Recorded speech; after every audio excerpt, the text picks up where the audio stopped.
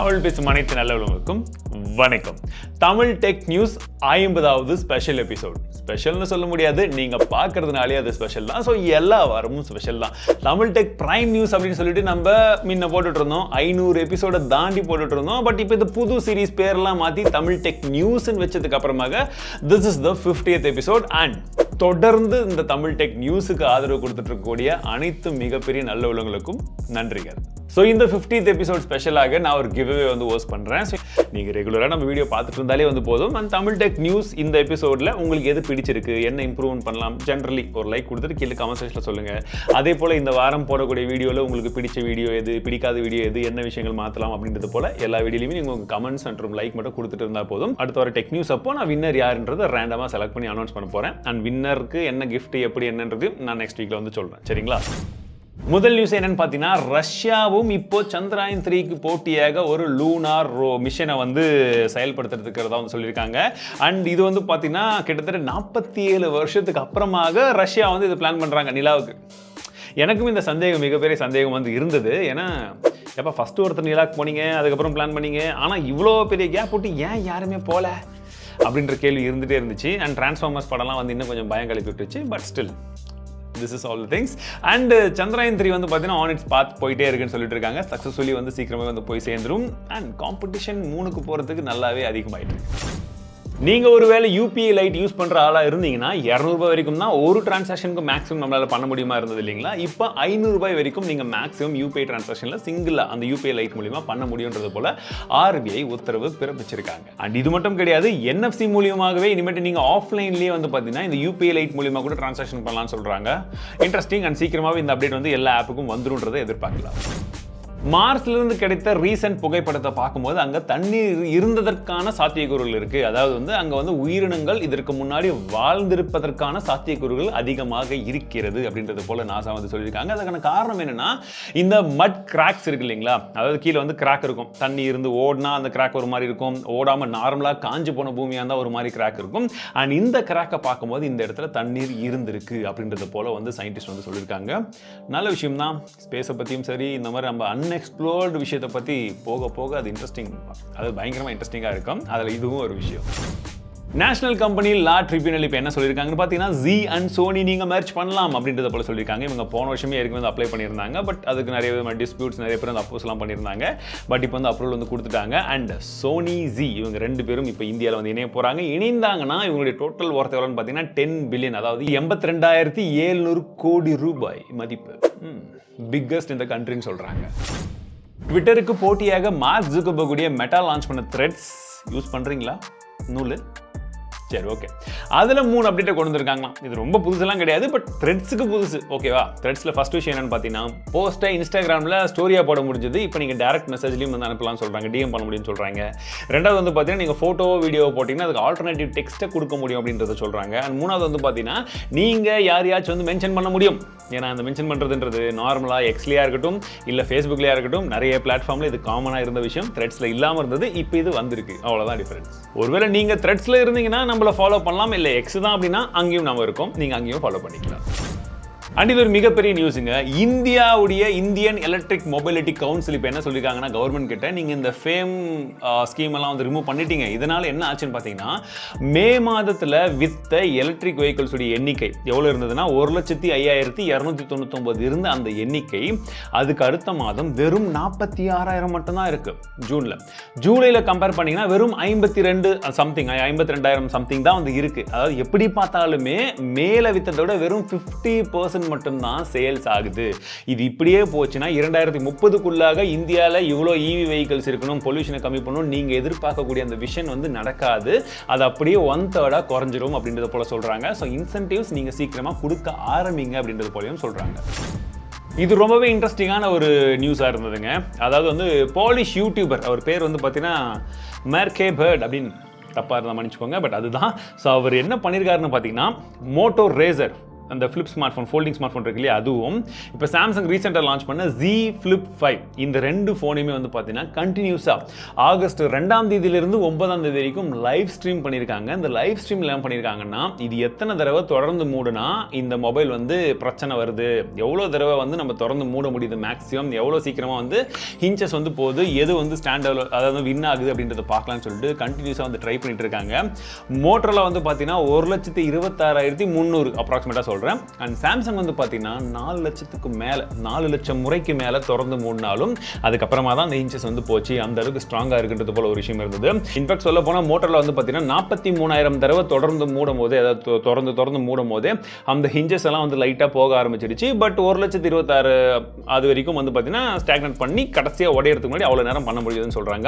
And சாம்சங்கை பொறுத்த வரைக்கும் 2,67,000 முறை வந்து நாங்கள் பண்ணதுக்கு அப்புறமா தான் அந்த ஹிஞ்சஸ் வந்து லைட்டாக வந்து உடைய ஆரம்பிச்சது அப்படின்றது போலையும் சொல்கிறாங்க.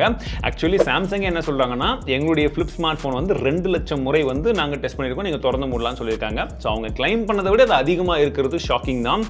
அட் த சேம் டைம் மோட்டோரோலாவும் ஃபர்ஸ்ட்லேருந்தே வந்து அவங்களுடைய ஃபோல்டிங் ஸ்மார்ட் ஃபோன் லான்ச் பண்ணிட்டு இருக்காங்க. பட் அவங்களது இவ்வளோ கம்மியாக இருக்கும்னு சொல்லி நான் சத்தியமாக வந்து எதிர்பார்க்கல. ஒரு மிகப்பெரிய காம்படிஷன் இருக்கும் தான் எதிர்பார்த்தேன். ஏன்னா ரீசெண்டாக லான்ச் பண்ண மோட்டோவுடைய அந்த 40 அல்ட்ராலாம் வந்து பார்த்தீங்கன்னா சூப்பரான ரேசர் 40 அல்ட்ராலாம் சூப்பரான ஸ்மார்ட் ஃபோன், நல்ல டிஸ்பிளே கொடுத்துருந்தாங்க, செம்ம காம்படிஷன் இருந்தது சாம்சங்க்கு. பட் இது உண்மையாக இருக்கும் பட்சத்தில், ஏன்னா இப்போ அந்த லைவ் ஸ்ட்ரீம் வந்து இல்லை, ஆக்சுவலி நான் ஸ்க்ரீன்ஷாட் வேணா காமிக்கிறேன், லைவ் ஸ்ட்ரீம் வந்து இல்லை, உண்மையாக இருக்கும் பட்சத்தில் ஒரு மிகப்பெரிய ஒரு ஸ்டெபிலிட்டி இஷ்யூ மோட்டோரோலா ஃபிக்ஸ் பண்ண வேண்டியது இருக்குது. And Samsung did a pretty good job. இன்றைய அடேங்கப்பா நியூஸ் இதுதாங்க இருக்கும். சைனீஸ் டெக் ஃபர்ம்ஸ் அப்படின்னு சொல்லக்கூடிய பைடு, பைட் டான்ஸ், இந்த டிக்டாக் அவங்களுடைய ஃபவுண்டரு, அது ஓனரு, டென்சென்ட், அலிபாபா இவங்கெல்லாம் என்ன பண்ணியிருக்காங்கன்னு பார்த்தீங்கன்னா ஏஐ சிப்பை வந்து பல்காக இப்போ NVIDIA கிட்ட ஆர்டர் பண்ணியிருக்காங்க. ஓகேங்களா, எவ்வளோக்குன்னு பார்த்தீங்கன்னா 8,300 கோடி ரூபாய்க்கு 1 லட்சம் சிப்பை வந்து ஆர்டர் பண்ணியிருக்காங்க. அதாவது NVIDIA கிட்ட இருக்கக்கூடிய டாப் 2 சிப்பான A800 அப்படின்னு சொல்கிறாங்க. அந்த ப்ராசஸரை வந்து ஆர்டர் பண்ணியிருக்காங்கன்னு சொல்கிறாங்க. அது இந்த வருஷத்துக்கு டெலிவரி ஆகிடுன்றது போலையும் ஒரு நியூஸ் இருக்குது. ப்ளஸ் ரெண்டாவது விஷயம் என்னன்னு பார்த்தீங்கன்னா கிட்டத்தட்ட 33,100 கோடி ரூபாய்க்கு அட்வான்ஸ் பேமெண்ட்டும் வந்து கொடுத்துட்ருக்காங்க, ஆர்டரும் ப்ளேஸ் பண்ணிட்டு இருக்காங்க. இது எதுக்குன்னு பார்த்தீங்கன்னா NVIDIA கிட்ட இருந்து GPU 2024 டெலிவரி பண்ண வைக்கிறதுக்கு. அண்ட் US கவர்மெண்ட் ஏற்கனவே என்ன சொல்லியிருக்காங்க பார்த்தீங்கன்னா நீங்கள் சைனீஸ் கவர்மெண்ட், அதாவது சைனீஸ் கம்பெனிஸ் யாருக்குமே இந்த ஏஐ சம்மந்தப்பட்ட விஷயங்களுக்காக நீங்கள் வந்து காம்போனன்ட்ஸ் விற்கக்கூடாதுன்றது போல ஒரு ரூல் வந்து போட்டிருந்தாங்க. பட் அதையும் மீறி NVIDIA அதெல்லாம் பண்ணிட்டு இருக்காங்க.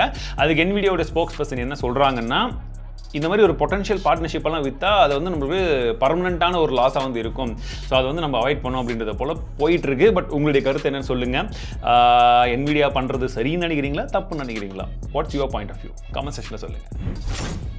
ராஜ்யசபாவில் இப்போ டிஜிட்டல் பர்சனல் டேட்டா ப்ரொடெக்ஷன் லாவை அஃபிஷியலி வந்து பாஸ் பண்ணியிருக்காங்க. அடுத்த 10 மாதத்துக்குள்ளாக இது ஃபுல் அண்ட் ஃபுல்லாக எப்படி என்னன்றதெல்லாம் பார்த்து ஸ்டெப் பை ஸ்டெப்பாக நாங்கள் ரொம்ப கேர்ஃபுல்லாக வந்து இதை வந்து நாங்கள் வடிவமைத்து வந்து கொண்டு வந்துடுவோம் அப்படின்றத போய் வந்து சொல்லியிருக்காங்க. ரொம்ப ரொம்ப ரொம்ப வரவேற்கத்தக்க விஷயம். ரொம்ப நாளைக்கு முன்னாடியே பண்ணியிருந்திருக்கணும். பட் ஸ்டில் லேட்டாக போனாலும் தேவையான ஒரு விஷயம்.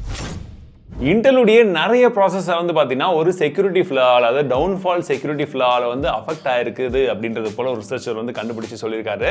அண்ட் அவர் சொன்னதுக்கு அப்புறமாக நிறைய விதமான ஃபிக்ஸஸை வந்து நாங்கள் தந்துருவோம்னு சொல்லியிருக்காங்க. ஒரு சில கொஞ்சம் ரீசெண்டாக இருக்கக்கூடிய ஒரு சில ப்ராசஸ்க்கெல்லாமே சின்ன சின்ன அப்டேட்ஸ் வந்து கொடுத்துருக்காங்க. அண்ட் நம்ம 6th ஜென்ரேஷன்லேருந்து 11th ஜென்ரேஷன் இருக்கக்கூடிய ப்ராசஸர் வந்து பார்த்தீங்கன்னா இதில் முழுமையாக வந்து அஃபெக்ட் ஆயிருக்கு. அதில் ரொம்ப பழைய ப்ராசஸர்ஸ்க்கு எல்லாத்துக்கும் வந்து பார்த்தீங்கன்னா அவங்க மைக்ரோ கோட் அப்டேட்டை வந்து நாங்கள் சீக்கிரமாக புஷ் பண்ணிடுவோம் அப்படின்றத போல சொல்கிறாங்க. இந்த ஃப்ளா மூலமாக அந்த பர்டிகுலர் ப்ராசஸர் இருக்கக்கூடிய கம்ப்யூட்டரை யார் வேணாலும் ஈஸியாக வந்து பார்த்தீங்கன்னா அதில் இருக்கக்கூடிய டேட்டாஸ் எல்லாமே வந்து பர்சனல் டேட்டாஸ் எல்லாமே வந்து ஈஸியாக ஆக்சஸ் பண்ண முடியும். அதனால் இந்த ஃப்ளாவை வந்து சீக்கிரமாக இன்டெல் ஃபிக்ஸ் பண்ண வேண்டியது ரொம்ப ரொம்ப மஸ்ட் அப்படின்றது போல ரிசர்ச்சர்ஸ் எல்லாமே சொல்கிறாங்க. மெய்டி இப்போ இந்தியன் வெப் ப்ரௌசருக்கான ஒரு சேலஞ்சை வந்து ஸ்டார்ட் பண்ணி வச்சிருக்காங்க. கிட்டத்தட்ட 200க்கும் மேற்பட்டவர்கள் இந்த சேலஞ்சை வந்து ஈடுபட்டிருக்கதா சொல்றாங்க. நிறைய விதமான காலேஜஸ், நிறைய விதமான டெவலப்பர்ஸ், நிறைய விதமான ஸ்டார்ட் அப்ஸ் அப்படின்றது போல பல பேர் வந்து இதில் வந்து பார்ட்டிசிபேட் பண்ணியிருக்கிறதா சொன்னாங்க. அண்ட் இதன் மூலியமாக ஒரு தனித்துவமான ஒரு இந்தியாவின் ஒரு ப்ரௌசர், ஒரு வெப் ப்ரௌசர் வந்து உருவாக்கப்படும் அப்படின்றத வந்து எதிர்பார்த்துட்டு இருக்கிறதா சொல்றாங்க. Let's see. இது ரொம்பவே முக்கியமான நியூஸ். போன வாரமே நான் அப்டேட் பண்ணியிருந்தேன். நத்திங் ஃபோன் 2ல ஒரு சின்ன அப்டேட்டை கொடுத்துருக்காங்க 2.0.2 அப்படின்ற பேரில். இந்த அப்டேட் வந்ததுக்கு அப்புறமாக கேமராவுடைய பெர்ஃபார்மன்ஸ் ரொம்ப மோசமாயிடுச்சு அப்படின்றது போல நானும் சொல்லியிருந்தேன். நிறைய பேர் ஆன்லைனில் வந்து கம்ப்ளைண்ட் வந்து பண்ண ஆரம்பிச்சிட்டாங்க. இதற்கான ஒரு சீக்கிரமான ஒரு ஃபிக்ஸும் வந்து கொடுக்க போகிறதா வந்து அனௌன்ஸ் பண்ணியிருந்தாங்கன்னு நினைக்கிறேன். அண்ட் முக்கியமான விஷயம் என்னென்னு பார்த்தீங்கன்னா, ஒரே ஒரு சின்ன அப்டேட் போதுங்க உங்கள் நல்ல ஃபோனை கம்ப்ளீட்லி அப்படியே ஆப்போசிட் டைரக்ஷனில் திருப்பி வர்றதுக்கு, இல்லை ரொம்ப மோசமாக இருக்கக்கூடிய ஒரு ஃபோனை வந்து பார்த்தீங்கன்னா அப்படியே வந்து நல்ல ஃபோனாகவும் வந்து மாற்ற முடியும். இது நம்ம பல காலங்களாக பல வருஷமாக வந்து சொல்லிட்டு இருக்கோம். அந்த MI A1 நினைக்கிறேன் ஷாமி, இது அதெல்லாம் வந்து பார்த்தீங்கன்னா சூப்பராக ஓடிட்டு இருந்த ஃபோன் நடுவில் ஒரு அப்டேட்டை கொடுத்து மொத்தமாக ஃபோனை சாச்சிட்டாங்க. அண்டு ஒரு மொக்க கேமரா இருக்கக்கூடிய ஒரு ஃபோனில் கூட சும்மா ஒரு நல்ல ஒரு அப்டேட்டை கொடுத்து அந்த கேமராவே அப்படியே பெர்ஃபார்மன்ஸ் வந்து எலிவேட் பண்ணவும் வந்து முடியும். ஸோ அப்டேட்ஸ் ஆர் ரொம்ப இம்பார்ட்டன்ட். ஒரு சாஃப்ட்வேர் ஸ்டேபிளாக வச்சு செக் பண்ணி கொடுக்குறது. அண்ட் நத்திங் ஃபோன் 2 பற்றின ரிவ்யூ நம்ம ரீசெண்டாக போட்டிருப்போம். நீங்கள் பார்த்துருந்தீங்கன்னா தெரிஞ்சிருக்கும். இந்த கேமராவில் ஒரு சில ப்ளஸஸ் இருக்கிறதா சொல்லியிருந்தேன். இந்த அப்டேட்க்கு அப்புறமாக அது கொஞ்சமாக வந்து மாறி இருக்கு. ஹோப்ஃபுல்லி சீக்கிரமாக அதோடைய ஃபிக்ஸஸ் கொடுப்பாங்கன்றதை எதிர்பார்க்கலாம். வாட்ஸ்அப்பில் நம்ம வீடியோ கால்ஸ் பண்ணும்பொழுது ஸ்க்ரீன் ஷேரிங் பண்ண முடியும். அட் த சேம் டைம் நீங்கள் லேண்ட்ஸ்கேப்பில் அந்த வீடியோ கால் பண்ண முடியும், ஸ்க்ரீன் ஷேரிங்கும் வந்து பண்ண முடியும். அப்படின்றது போல அந்த அப்டேட்டை சீக்கிரமாகவும் லான்ச் பண்ண போகிறதாகவும் வந்து அனௌன்ஸ் பண்ணியிருக்காங்க. வாட்ஸ்அப்லேயே இப்போ சின்னதாக வந்து பார்த்தீங்கன்னா அந்த சர்க்கிளில் வந்து நம்ம வீடியோ மெசேஜ் சின்னதாக வந்து இப்படி வாய்ஸ் நோட்லாம் அனுப்புவோம். அந்த மாதிரி வீடியோ நோட் மாதிரி சின்னதாக வந்து ரெக்கார்ட் பண்ணி அமைச்சிக்கலான்ற மாதிரிலாம் கொண்டு வந்தாங்க இல்லையா? ஸோ அது நீங்கள் யாராவது சூஸ் பண்ணுறீங்களா? அந்த அப்டேட்லாம் உங்களுக்கு வந்துருச்சா? வந்திருந்ததுன்னா அது எதுக்கு யூஸ் பண்ணுறீங்கன்றத கமெண்ட் செக்ஷனில் சொல்லுங்கள். கனடாவில் ஃபேஸ்புக் மற்றும் இன்ஸ்டாவில் வந்து பார்த்தீங்கன்னா பப்ளிஷர்ஸுடைய நியூஸ் எல்லாமே வந்து காமிக்காமல் வந்து மெட்டா வந்து பிளாக் பண்ணுறாங்க. ஸோ இவங்க மேலே ஆக்ஷன்ஸ் எடுங்க அப்படின்றது போல் பப்ளிஷர்ஸ், அதாவது வந்து நிறைய நியூஸ் பப்ளிகேஷன்ஸ் எல்லாமே அவங்க மேலே கேஸ் போடுறதுக்கு வந்து சொல்லிட்டு இருக்கிறதா சொல்கிறாங்க. ஏன்னா கனடாவாக இருக்கட்டும், ஏற்கனவே ஆஸ்திரேலியாவை பற்றி கூட சொல்லியிருந்தேன். அவங்க என்ன சொல்கிறாங்கன்னா, இந்த மாதிரி ஏதாச்சும் நியூஸ் ஆர்டிகல் உங்களுடைய பிளாட்ஃபார்மில் போச்சுன்னா நீங்கள் உங்களுக்கு காசு கொடுங்கன்னு சொல்லி கூகுள்கிட்டையும் ஃபேஸ்புக்கிட்டையும் சொல்லியிருந்தாங்க. அண்ட் ஃபேஸ்புக் அதுக்கு என்ன பண்ணுறது? காசை கொடுக்குறதா? நோ, நியூஸ் வந்தால் தானே பிரச்சனை, நியூஸே வரக்கூடாதுன்னு சொல்லி பிளாக். அதுதான் மெட்டா. சாஃப்ட் பேங்க் உடைய இன்வெஸ்ட்மெண்ட் இருக்கக்கூடிய ஆம் வந்து பார்த்தீங்கன்னா இப்போ ஐபிஓக்கு போக போகிறாங்க அப்படின்றது போல ஒரு நியூஸ் வந்துட்டு இருக்கு. அண்ட் இந்த ஐபிஓ போகிறதுக்கு முன்பாக மிகப்பெரிய இன்வெஸ்ட்மெண்ட்ஸை வந்து ஈர்க்கிறதுக்கான ஒரு பிளான்லையும் இருக்காங்க. மோர் தென் 80,000 crores மேலே இன்வெஸ்ட்மெண்ட் ஆக்சுவலி சொல்ல போனால். ஏன்னா வேர்ல்டில் இருக்கக்கூடிய டாப் 10 டெக் கம்பெனிஸ் எல்லாமே இதை இன்வெஸ்ட் பண்ணுறதுக்கு ரெடியாகவும் இருக்காங்க. பேச்சுவார்த்தை போயிட்டு இருக்கு அப்படின்றது போல லீக் மட்டும் தான் வந்திருக்கு. ஏன்னா அஃபிஷியல் ஸ்டேட்மெண்ட் வந்து சாஃப்ட் பேங்க் கிட்ட இருந்தும் ஆம் கிட்ட இருந்தும் இல்லை மற்ற அந்த டாப் கம்பெனிஸ் கிட்ட இருந்தும் யாருமே அந்த ஸ்டேட்மெண்ட் வந்து கொடுக்கல. ஸோ சீக்கிரமாகவே இது நடைமுறைக்கு வரும் அப்படின்றது எதிர்பார்க்கலாம். Because very important technology. அதுவும் இன்வெஸ்ட் பண்ண போறதெல்லாம் யாருன்னு பார்த்தீங்கன்னா ஆப்பிள், சாம்சங், என்விடியா, இன்டெல் போன்ற மிகப்பெரிய companies. Samsung Galaxy S23 FE சீக்கிரமாக லான்ச் பண்ண போகிறதா அனௌன்ஸ் பண்ணியிருக்காங்க. எஸ், இதுதான் ஒரு நியூஸ். அதனால தான் நான் முன்னையே சொல்லியிருந்தேன், இந்த சாம்சங் கேலக்ஸி S21 FEன்னு ஒரு பேரில் ஒரு விஷயத்தை ஒரு லான்ச் பண்ணியிருக்காங்களா, தயவு செஞ்சு யாரும் 50,000 ரூபாய் கொடுத்து வாங்காதீங்கன்னு. இதை சேல்லாம் ஸ்டார்ட் ஆகிடுச்சு, வேலை குறையும், நான் சொன்னது நடக்க போகுது, அப்புறமா பார்த்துக்கோங்க. சரி, ஒரு வேலை FE எடிஷனுக்கு யாராச்சும் வந்து ஃபேன்ஸ் இருந்தீங்கன்னா இந்த ஃபோன் எப்படி இருக்குன்னு கேட்டிங்கன்னா, இதுலேயும் Exynos 2200 தான் இருக்குது. அது எப்படி ஆப்டிமைஸ் பண்ணி வரப்போகுதுன்னு தெரியல, வரட்டும், அதுக்கப்புறம் வந்து பார்த்துக்கலாம். 4500 mAh பேட்டரி அண்ட் 50 மேப்ஸ்க்கான கேமரா. அண்ட் இதோடைய பிரைசிங் என்னவாக இருக்கும்? 60,000 ரூபாய்க்கு மேலே போனால் நம்ம S23 சீரிஸ் வாங்கிட்டு போயிடலாம். அப்போ FE வாங்குறதுக்கு காரணம் என்ன? பிரைஸ் கம்மியாக இருக்கணும். இப்போ பிரைஸ் கம்மியாக இருந்துச்சுன்னா F21 FE யார் வாங்குவா? ஒரே கஷ்டமாப்பா. ஆகஸ்ட் 28 ரிலையன்ஸ் உடைய AGM மீட்டிங் இருக்கு. இந்த வாட்டி ஏதாச்சும் உறுதியாக லான்ச் பண்ணுறாங்களான்னு பார்க்கலாம். ஏன்னா ஒரு சில ஆண்டுகளுக்கு முன்பாகலாம் இந்த ஜியோவில் நிறைய விதமான பிளான்ஸ் புதுசாக கொஞ்சம் டிஸ்ட்ரப்டிவாக ஏதாச்சும் ஒரு சில விஷயங்கள் வந்து கொண்டு வருவாங்க. கடந்த 2-3 வருஷமாக ஒன்றுமே வந்து கிடையாது. லேப்டாப்ன்ற பேரில் ஒன்றத்தை லான்ச் பண்ணுறாங்க. அது ஒரு புக்கு கூட இல்லை, புக் வெயிட் மட்டும் தான் வச்சுக்கலாம், அந்த மாதிரி இருக்குது. ஸோ இப்போ August 28 something they are gonna launch அப்படின்றத போல் லீக் மட்டும் தான் இருக்குது. பார்க்கலாம், உண்மையாகவே அவங்க லான்ச் பண்ணுறது சேலுக்கும் வருதான்றதை பார்க்கலாம். ஏன்னா இதில் அவங்க 5G டேட்டாக்கு ஒரு சில பிளான்ஸும் ஒரு சில அனௌன்ஸ்மெண்ட்டும் இருக்கும் அப்படின்றத போல ஒரு சில தகவல் வந்திருக்கு. எந்த அளவுக்கு உண்மை அப்படின்றது தெரியல, காத்திருந்து பார்ப்போம். அந்த தமிழ் டெக்கில் ஜாப் வேகன்சிஸ் போய்கிட்டு இருக்கு. டிஸ்கிரிப்ஷனில் என்னென்ன ஜாப் வேகன்சிஸ் இருக்குது, என்னென்ன ரெக்வயர்மெண்ட்ஸ் அப்படின்றதெல்லாம் வந்து கொடுக்குறேன். மெயில் ஐடியும் வந்து கொடுக்குறேன். இன்ட்ரெஸ்ட் இருக்கிறவங்க இல்லை உங்கள் ஃப்ரெண்ட்ஸ் யாராச்சும் இன்ட்ரெஸ்ட் இருக்கிறவங்க தாராளமாக அப்ளை பண்ணலாம்.